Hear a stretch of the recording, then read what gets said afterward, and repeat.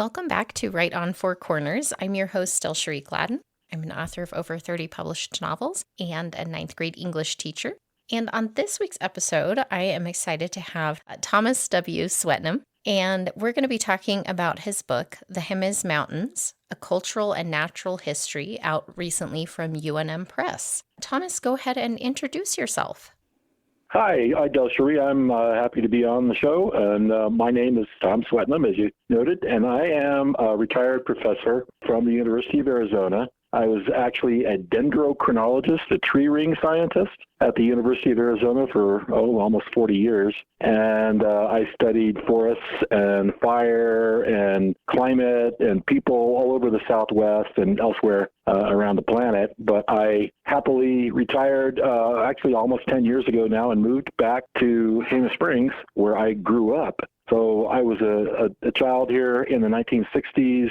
My father was a forest ranger, and he moved us here, and I just loved this landscape growing up. And actually, over the years, as a tree ring scientist, I returned here many times studying the forest. So it was kind of a natural move for us to retire here. So I've been here in Jemez Springs for the last 9 years or so with my wife, living up on the mountain above the little village of Jemez Springs. And as a pastime in my retirement, I wrote a book about the history of the Jemez Mountains, the natural and cultural history of this place.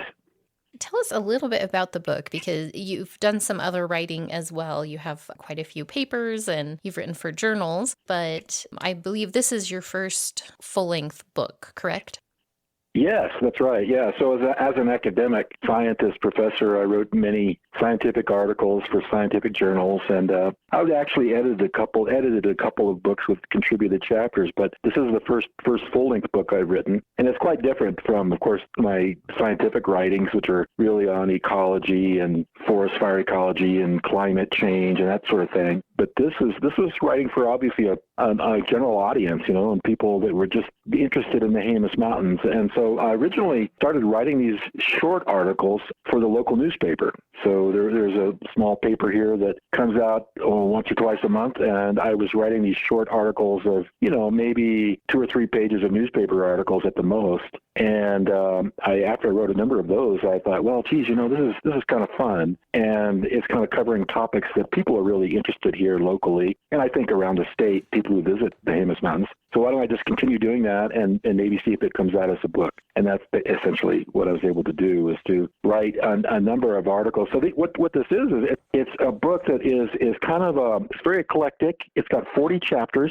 They're relatively short. They're really 5 to 10 page chapters, usually with 2 or 3 photographs or maps with each chapter. And it covers a range of topics of cultural human history in the Jemez, and mostly in the Jemez Valley, south of the Valles Caldera. It includes the history of the Jemez people who've lived here for centuries, many centuries, probably at least 1,000 years. And so I have a little bit of their history here, including their interactions with the Spanish conquistadors who arrived here and subjugated the Jemez and fought battles with the Jemez here in the valley, and built a giant mission church in around 1620 here in the valley. So I tell some of these stories of the longtime inhabitants and the Hispanic people who lived here since at least the 1700s, and then the coming of the Anglos and the Americans and the railroad. I built a railroad into the Jemez Mountains in the 1920s to do logging.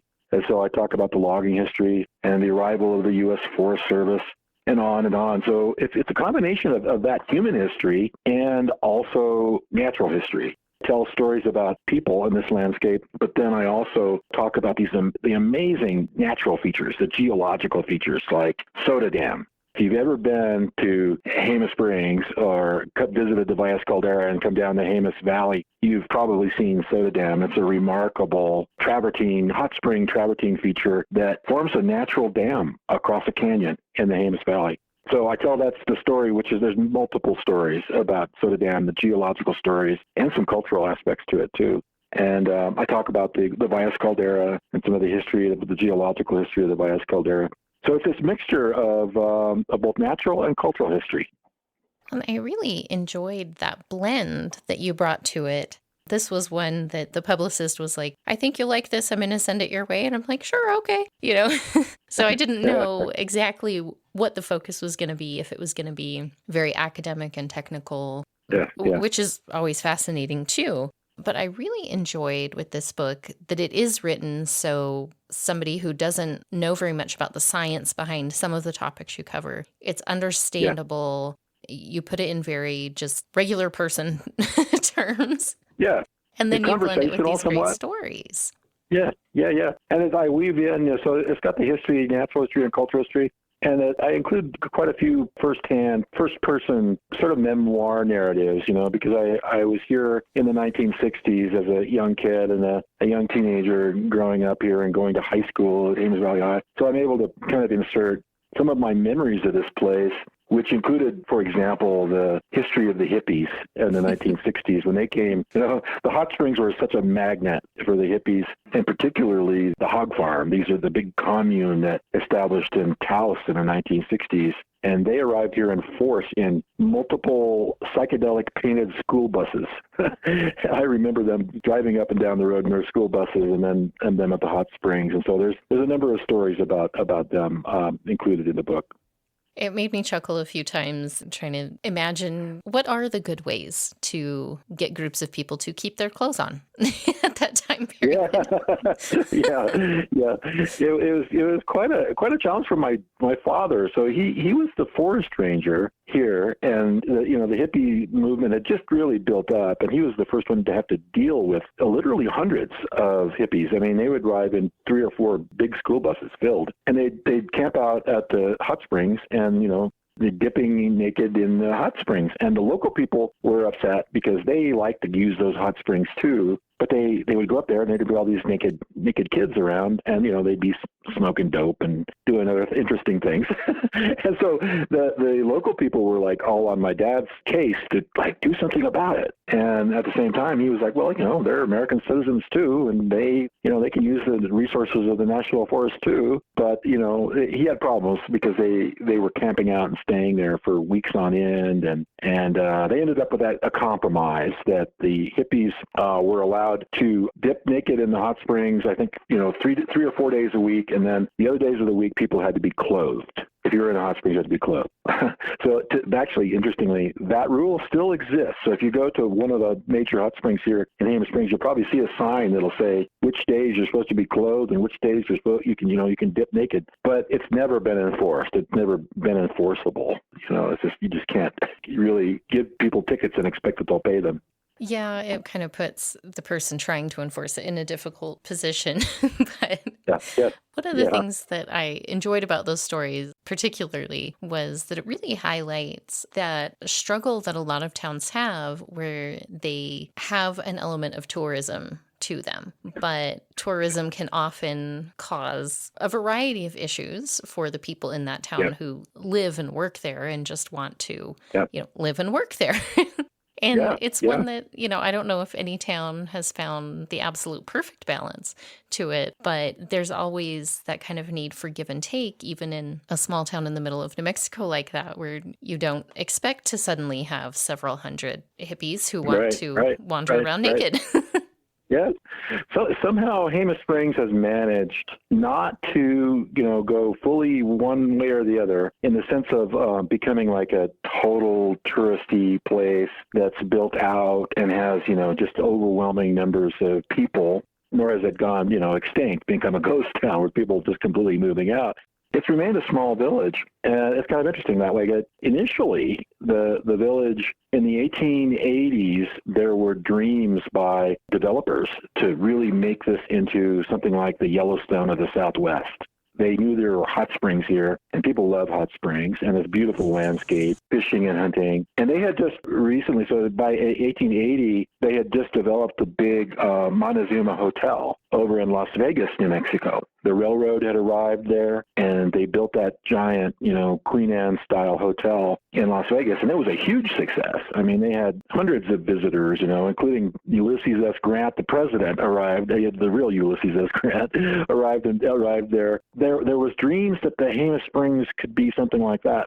but they were never able to build the railroad up here to accommodate it. And so it did not develop as a big major destination. It's always remained sort of a relatively limited destination for places a little more difficult to get to. And so the town is still a town of only a couple hundred people, and there's just a couple little bed and breakfasts and a couple of cafes. And that's still about what the village has been in the last nearly 100 years.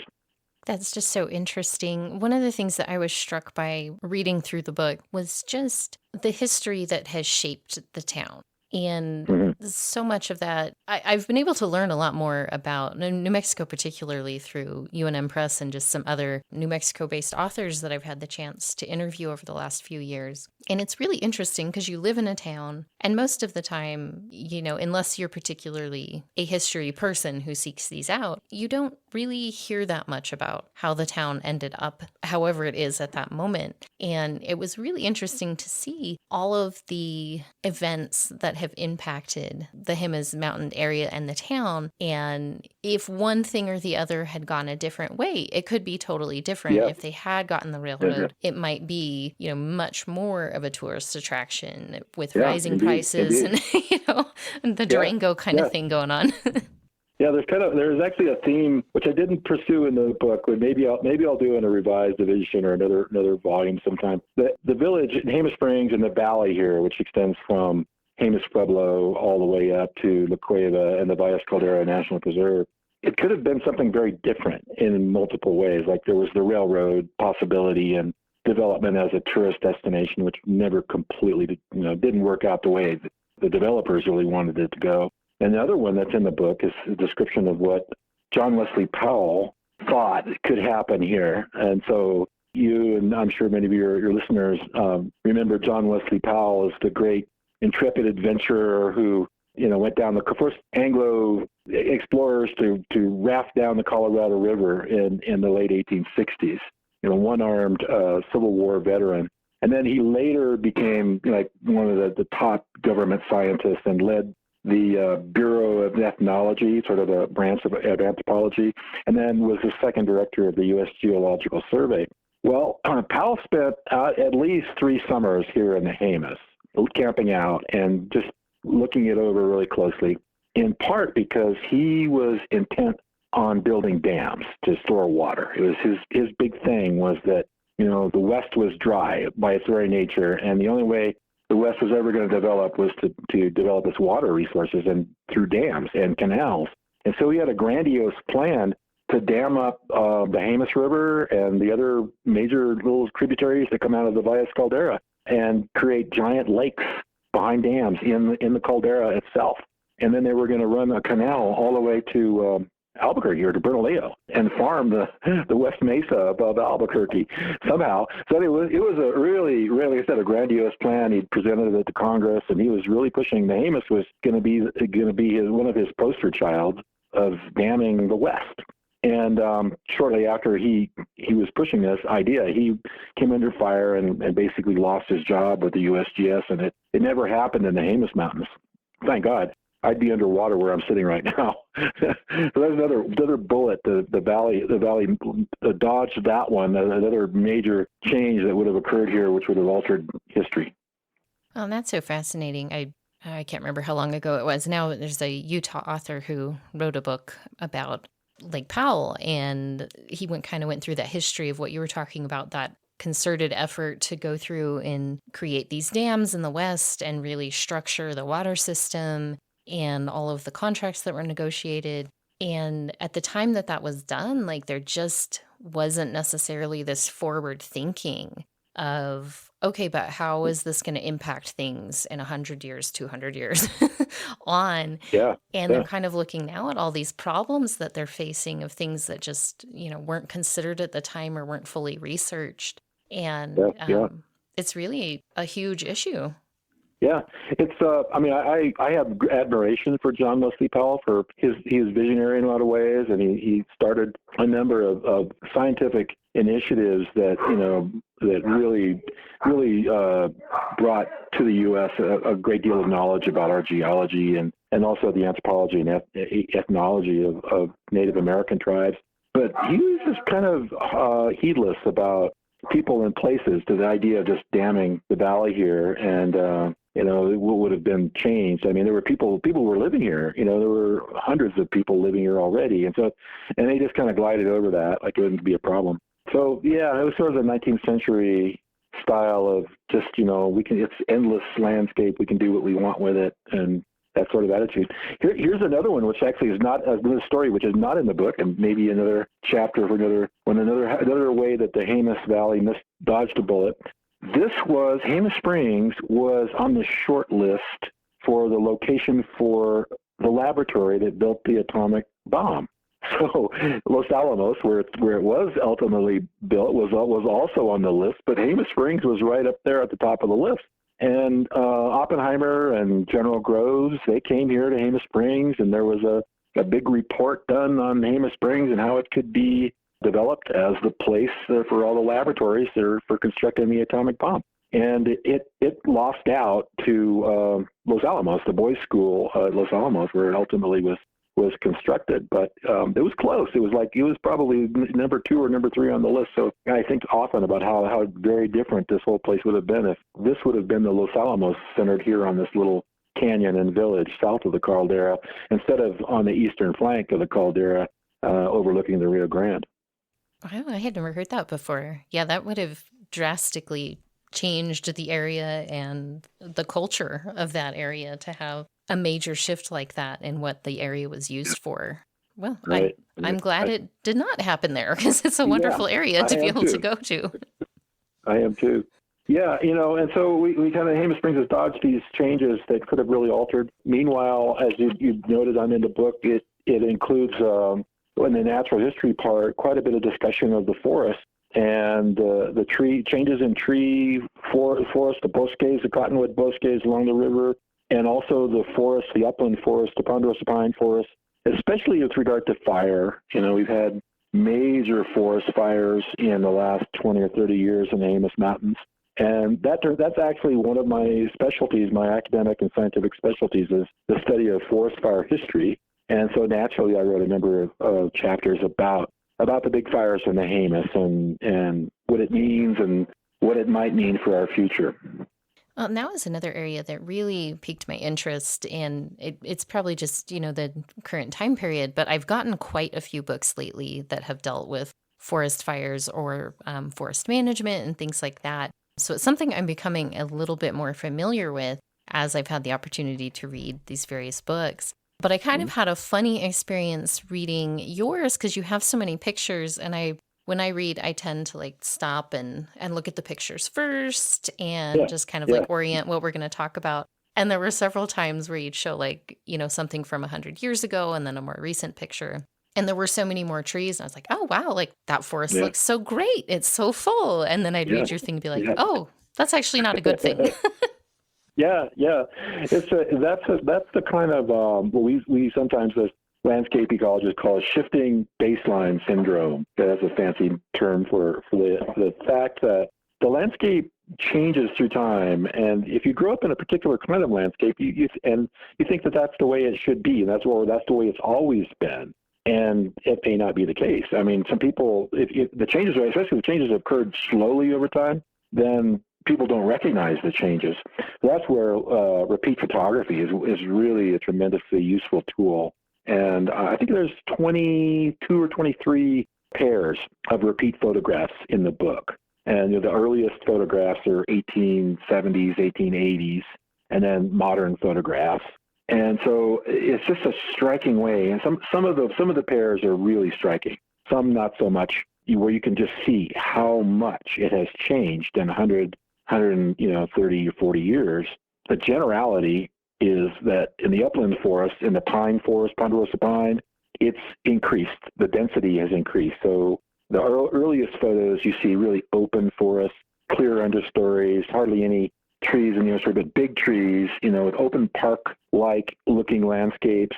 And then the modern photos show a lot of these places closed in with many small trees growing in the understories. Or unfortunately, they show areas that have burned really hot in recent years, so hot that it's actually killed all the trees. So this is part of the problem. The story of landscape change and forest change, we used to have frequent fires burning at low intensity in these forests, once or twice per decade. I mean, that frequent.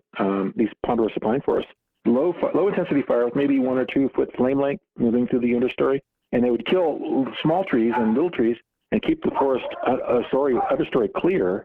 And so that actually then prevented the really hot fires from occurring. And then after those fires stopped burning because they were being put out by the forest rangers. And before that, they were actually stopped by a lot of livestock, like sheep grazing. But over the last 100 to 120 years, many trees grew in. And so this is a story I'm sure you've probably heard before, many of your listeners have heard before, is the increased density of fuels of dead and living trees is a big, big factor in the increasing severity and intensity of these wildfires occurring on these landscapes. It's not the only one. I mean, the other one is warming climate, which I talk about as well. So that's kind of a subject of multiple chapters near the end of the book, where I kind of go through the changes in forests and changes in climate and what it's doing to the landscape today. Well, it strikes me every time I read something about this area where it's focused on the natural management. And there's so much that living in this area, I've lived here in the Four Corners area, I've lived here my whole life. And there's still so much that I'm like, I never really knew how that worked or what the history was, or, things where it's like, I think there's so much information that we don't get just as, a regular person going about their day, to understand a little bit more of that. And it's so nice to be able to just learn more about it myself, but it makes me realize like how many of these topics we just don't interact with on a day-to-day basis to know enough about how we can kind of do our part, even if it's something small, of, keeping areas of our own personal land, cleared out. I know they had a class here recently, I think through the extension office, of just encouraging people like, hey, we're getting to that point. Here's some ideas of how you can clear your land and make it less prone to fire and things like that. But I think that's so valuable to have these resources more accessible, where, we can learn a little bit more about the history and how to be better caretakers of the area that we live in. Yeah, that's great. That's part of the goal of the book, is especially that part about forests and how they change, is hopefully to encourage people living out in the forest landscape today to take more responsibility for, we're all fuel managers now, and actually forest managers. If you live in the forest, you actually need to manage that forest, because these forests used to have frequent surface fires, and, we've removed those. So the fuels, the trees that grow in, you can't let them all, just continue to grow. You have to thin them out, and you have to, gather the dry dead wood. So the stories from this landscape there are lessons to be learned about that. And actually, one of the lessons that I bring forward is the discussion of the Jemez people, the Jemez Pueblo people who lived in this landscape for centuries. There are many large villages that they formerly lived in up in the forest and lived there for hundreds of years. And apparently they managed the forest quite well, because there's no evidence that any of those villages burned over with large, high-severity fires. And today we're having high-severity fires burn through those places. And so we've studied this, and what we learned was, in a nutshell, that obviously people lived in those places for hundreds of years, and so they were gathering fuel wood. They're cold areas. They're like 7,000 feet elevation. So people were gathering firewood from all around the village for hundreds of years. And that cleared out the understory. And they're also cutting small diameter trees for the vigas, for the roof timbers of their Pueblo villages. And mind you, there were somewhere between 8,000 and 10,000 people living in this landscape that I'm talking about for hundreds of years. So they did a pretty good job of removing the excess fuels and using fire. They actually were probably setting some fires to clear their fields and to maintain low fuel accumulations around the village and farther away. So long and short of it was that people learned how to manage this landscape in the past. The Pueblo people did. And I'm hoping now that, some of these lessons will come through today, where there's so many hundreds of homes in and around the forest where, they really need some thinning. They really need to have the fuels removed away from their house. And hopefully people will take responsibility to do that, and thereby actually increase the safety of their homes and their neighbors' homes too. Well, it's so interesting that every time I read something like this, I'm always impressed by the fact that, we now consider ourselves, in a time period of so much technology and knowledge and experience and everything. And there are so many instances where we're still trying to figure out how to do something in a good way. That if we just looked back to the past and how the people who lived here originally handled the same Yeah, situations, they yeah, they had it. There's a lot to yeah, learn there, and too often I think we just, discount that or like, oh, well, back then they didn't know much of anything. And it's like, well, yeah, there's a lot from the past that we can learn yeah, from. yeah. That's right. Lessons to be learned, and it's not that we can do everything the way that was done in the past, but there are certain ways of living, and one of them is to respect the land and make use of the fuels, and keep your home safe by keeping the fuels down around your land. That as a general statement about history, about the value of history. The book, in many ways, it's kind of aimed at this understanding that to live in a place, it really helps. I think it helps you intellectually, it helps you morally, it helps you enjoy the place more, is to have a sense of the place. And history helps you develop a sense of the place. It's where you understand, you understand what has happened there, and you understand more of what it is that you're seeing. So I liken it to developing another sense or another vision.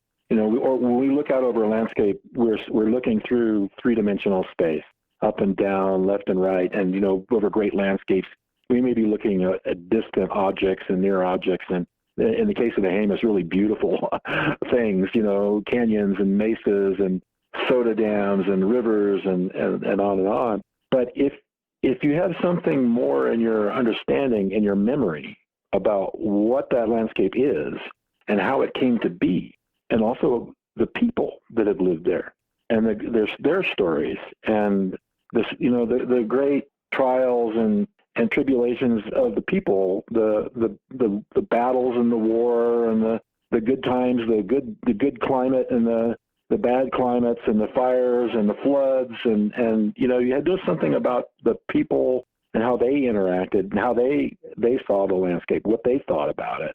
You kind of have this in your mind from reading and learning and from your own experience. Then you develop a sense of place, much more of a sense of place, and I think it helps you live in a place better and enjoy a place better. So that's kind of a broad statement of what I hope the book helps people gain a greater sense of place in the Jemez Mountains. And I certainly think you achieved that from my personal reading, and I hope people do take the time to check it out and learn more about this area. And that's a great thought to start wrapping up because we are already at that time. I knew we would barely scratch the surface of everything that you covered, but I'm glad I got the opportunity to read this. I have had a really great time learning more about my own state over the past couple of years doing this show. And this is one I drive through this area so often, but I haven't really had the opportunity to spend very much time there. And it makes me want to go spend some time there. But also, it was just a really great chance to learn more about this area. And I wanted to remind our listeners the book is called The Jemez Mountains, A Cultural and Natural History. And that's by Thomas W. Swetnam. And Thomas, where can people find you and the book online and just stay up to date or reach out to you if they had questions or just wanted to tell you that they read the book? Absolutely. I'd love to hear from anyone. It should be easy to find my email address. If you Google my name, you'll find a couple of email addresses, my university email address and others. Actually, I have a website, so you could, if you do a Google search for my name and look for Tree Ring Fire Scars, so you'll find me. Thank you again so much for taking the time to chat with me today. I really enjoyed the book and the opportunity to talk with you. Okay, good chatting with you, DelSheree.